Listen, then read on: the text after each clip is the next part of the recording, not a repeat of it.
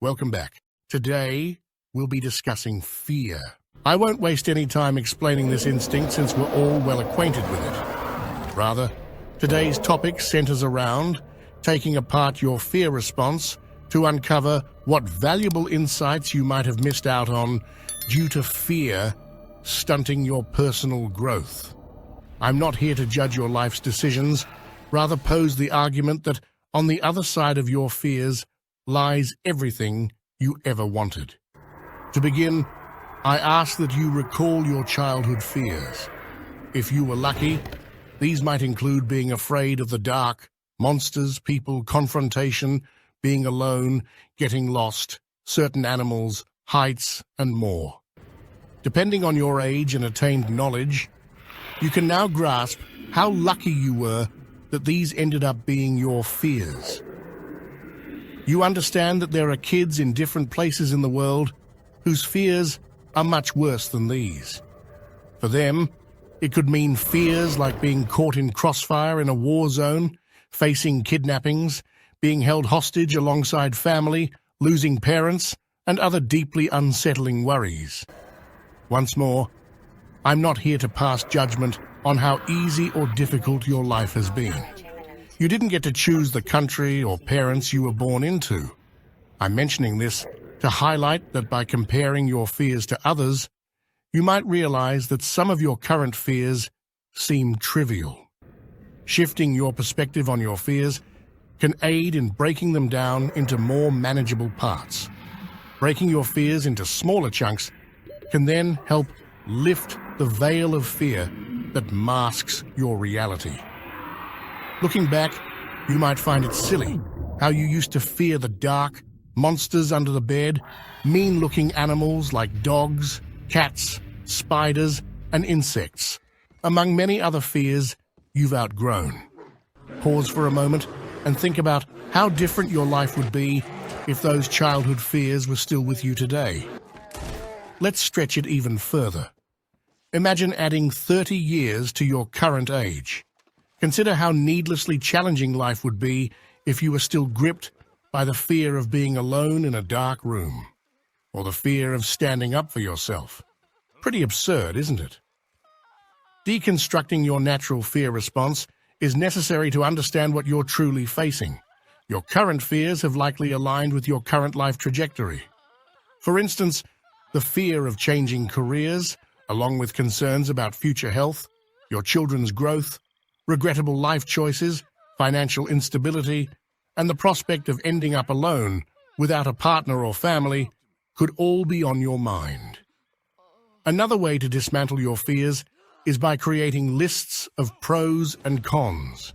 Creating lists of benefits from confronting each fear and the drawbacks of not addressing them will offer perspective on what you might miss out on if you keep avoiding these fears over time.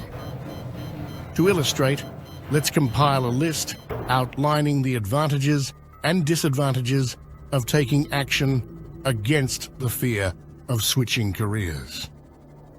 If we break down this fear, not changing careers despite disliking your job could lead to living a less fulfilling life, experiencing limited growth at your current position, looking back with regret on this time, feeling stuck or like you're falling behind in the job market, and the unhappiness at work spilling over into your personal life and causing irritability, bitterness, moodiness, and more.